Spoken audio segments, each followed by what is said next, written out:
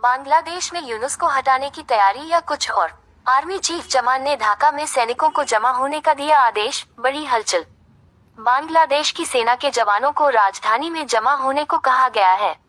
Report है कि सावर स्थित सबसे महत्वपूर्ण 9वीं डिवीजन के सैनिकों ने क्रमिक तरीके से ढाका में प्रवेश करना शुरू कर दिया है। ये घटनाक्रम बांग्लादेश के छात्र नेताओं के सेना प्रमुख के बारे में खुलासे के बाद हुआ है।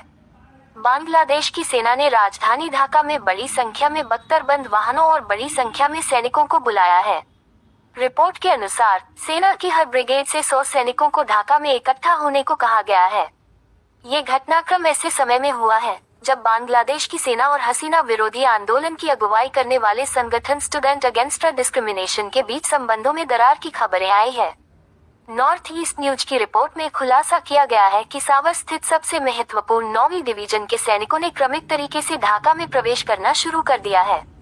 रिपोर्ट में बांग्लादेश के सुरक्षा प्रतिष्ठान के उच्च पदस्थ सूत्रों के हवाले से कहा है कि सेना देश पर अपनी पकड़ मजबूत करने में कुछ और दिन लगेंगे। बांग्लादेश की सेना के पास डिवीजन आकार की 10 क्षेत्रीय कमान है, जिनमें ब्रिगेड की कोई निश्चित संख्या नहीं है। 9वीं इन्फेंट्री डिवीजन सावर में स्थित है, जबकि एक अन्य महत्वपूर्ण 19वीं इन्फेंट्री डिवीजन घाटल में तैनात है।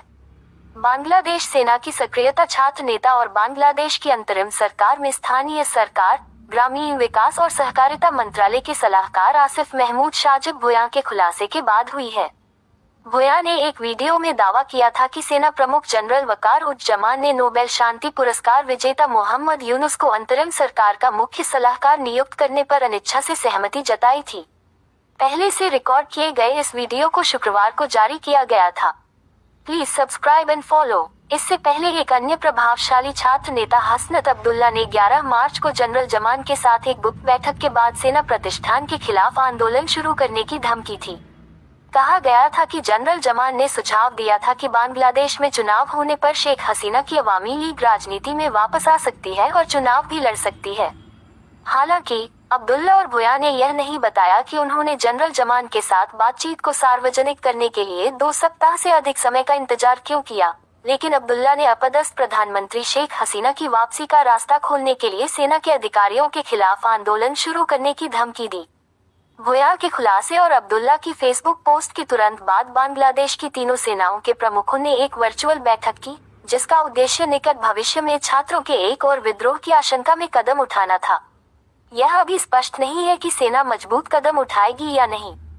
इस बीच 26 मार्च से मोहम्मद यूनुस 3 दिनों की चीन यात्रा पर जाने वाले हैं।